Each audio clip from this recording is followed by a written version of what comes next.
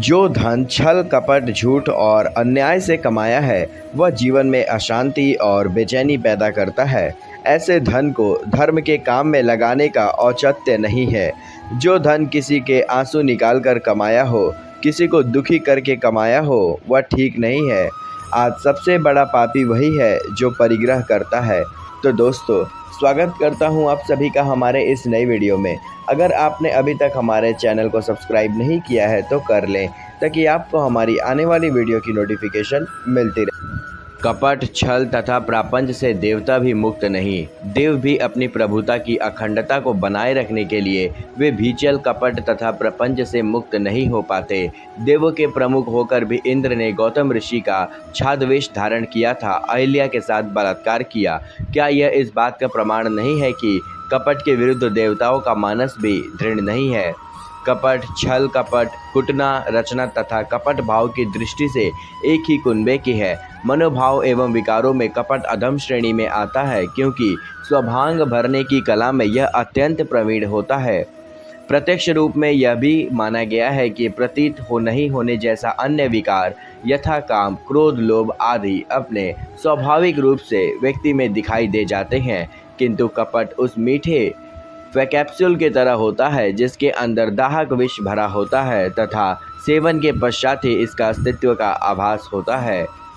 इस प्रकार कहा जा सकता है कि यह एक हीन विकार है जिसके अंदर दाहक विष भरा होता है तथा सेवन के पश्चात ही इसके अस्तित्व का आभास होता है।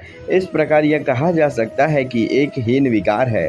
कपट व्यक्ति के मानस को ही नहीं अपितु उसके अंतस को दूषित करता है तथा कामना प्राप्ति के लिए हर व्यक्ति को किसी भी सीमा तक पतित कर सकता है।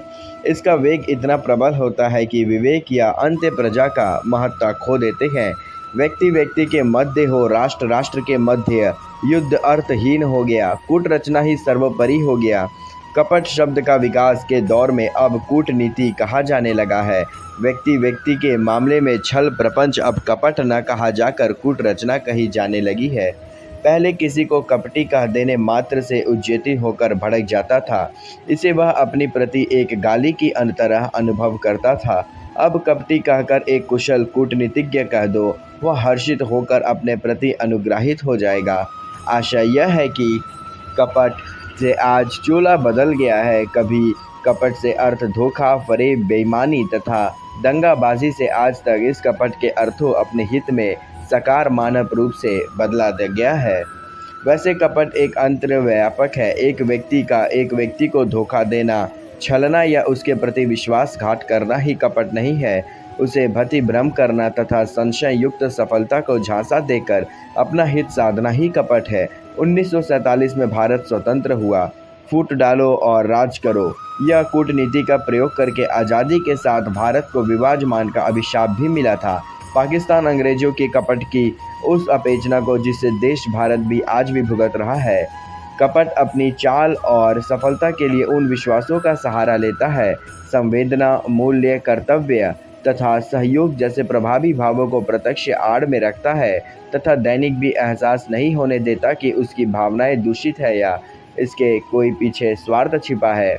वह तात्कालिक लाभ से लोभ को पूरा गंभीरता से स्मरण करता है तथा अवसर की प्रतीक्षा करता है। जैसे ही अवसर प्राप्त होता है, व्यक्ति व्यक्ति के राष्ट्र की पीठ पूजा छुरी भोंक देता है। कपट के पांव नहीं होते तथा विश्वासघात, असर्वदिता, स्वार्थ, छल, प्रपंच की बेखाबी के सहारे चलता है। अत्यंत तथा मानस की कोमल भावनाएं उसके लिए कोई मूल्य नहीं रखते। वस्तुतः काष्ठ शाश्वत मनोभाव को विकृत इस सीमा तक कर देता है कि व्यक्ति के लिए प्राप्ति या निजित्व की सफलता ही सर्वोपरि हो जाती है तथा नैतिक व मानवीय मूल्य गौर कपट से कूट रचना तो होती है, किंतु व्यक्ति या राष्ट्र इसका प्रयोग बहुत बड़े स्वार्थी के पूर्ति के लिए करते हैं। किंतु व्यक्ति का विवेक इसके प्रभाव से निष्प्रभावी हो जाता है तथा भाव बढ़ जाता है, तब तत्सम विकार ही कपट के साथ खो देते हैं। कहा गया है कि विकारों के प्रति कपट से चुंबकीय आकर्षण होता है। अंततः व्यक्ति कभी किसी के अतिरिक्त प्रयास के विकारों को शामिल कर लेता है तथा कपट की कुटिलता के बदलने के समर्थ हो जाता है। कुटिलता कपल का अत्यंत घिनौना रूप है। व्यक्ति जब किसी के प्रति कुटिलता का परिचय देता है तो हैवानियत की सदा हदों को पार कर लेता है। उसमें इंसानियत होती है तथा क्रूर पर पीड़क की तरह व्यवहार करने लगता है। वह अपने ही अत्यंत को मार डालता है तथा विवेक को शून्य कर लेता है। पहला दोष है कपट। कभी भूल कर भी किसी के साथ कपट नहीं करना चाहिए, जैसा कि मंथरा ने कैकेयी के साथ किया था। छल, धोखा, झूठ, दिखावा और विश्वासघात आदि ये सब कपट के ही विभिन्न रूप हैं। दूसरों को धन हड़पने वाला, दूसरों की सुख शांति से ईर्ष्या रखने वाले व्यक्ति कभी कपटी नहीं हो जाते। वे तरह तरह के प्रपंच रचते हैं, दाव खेलते हैं और खुद को बुद्धिमान समझते हैं। उन्हें अंततः उनके परिणाम अवश्य भोगने पड़ते हैं। कपटी व्यक्ति को कभी सुख चैन नहीं मिलता। कपट करने वाले के लिए ईश्वर के कपाट सदा के लिए बंद हो जाते हैं और भगवान उन्हें एक ऐसी पटक लगाता है कि फिर व्यक्ति के पास पश्चाताप करने का मौका भी नहीं देता है। दूसरा दोष है छल, जिसके आजकल बुद्धि बल समझा जाने वाला है।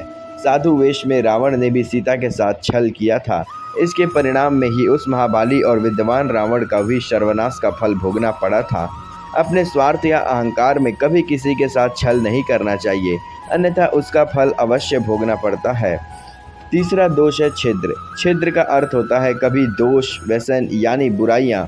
सब जानते हैं कि कौन कौन सी बातें हैं जो इनमें आती हैं, फिर भी ज़्यादातर व्यक्ति दूसरों को छिनाद्रिवेषण करने में लगे रहते हैं, पर खुद अपनी कमियां ढूंढ रहे हैं, उन्हें दूर रुचि नहीं लेते। शूर्पणखा के सामने राम, लक्ष्मण और जानकी जैसी अच्छाइयाँ थी, पर उनके सामने स्वयं गुणों को बखान करने लगी और वासनाओं में उन्हें छिद्र की अच्छाइयाँ अंतःकरण जैसे प्रवेश करती, परिणाम कान नाक कटवाने पड़े थे। इसलिए विचारकों का कथन है कि अपनी कमियां और दूसरों की अच्छाइयां देखनी चाहिए।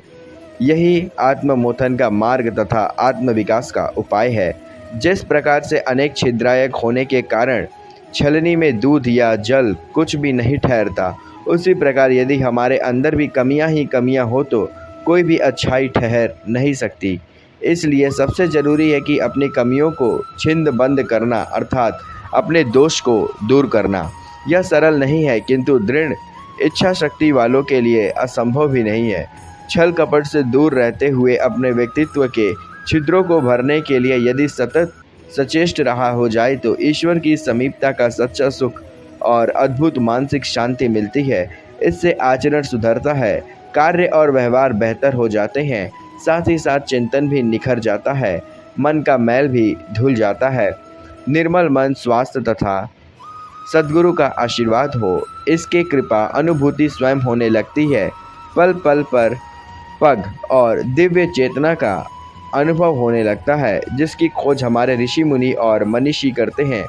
ऊंचाइयों को पाने के लिए संन्यास लेने की ज़रूरत नहीं है। सद्गृहस्थी में एक ऐसा कर सकते हैं, बस हम छल कपट और व्यसनों से दूर रहें।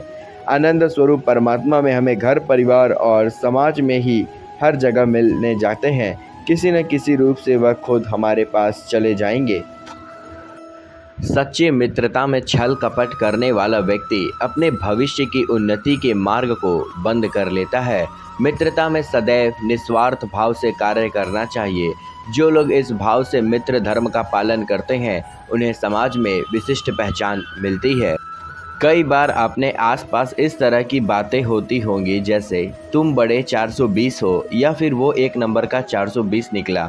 यह संख्या धोखाधड़ी या छल करने वाले व्यक्ति के साथ जोड़ी जाती है, लेकिन बहुत कम लोग ही इसके पीछे की वजह जानते हैं कि धोखाधड़ी या छल करने वाले के लिए 420 का ही इस्तेमाल क्यों किया जाता है।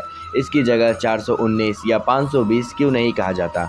अगर आपको इस बारे में जानकारी है तो हमें इस वीडियो के कमेंट में ज़रूर बताएं। तत्वों में देखा गया है कि एक महज की यह संख्या नहीं है, बल्कि इसका पूरा कानूनी वजूद है। दरअसल संख्या 420 भारतीय दंड संहिता की एक धारा होती है, जिसमें किसी ऐसे शख्स के चस्पा की जाती है जो दूसरे को धोखा देते हैं।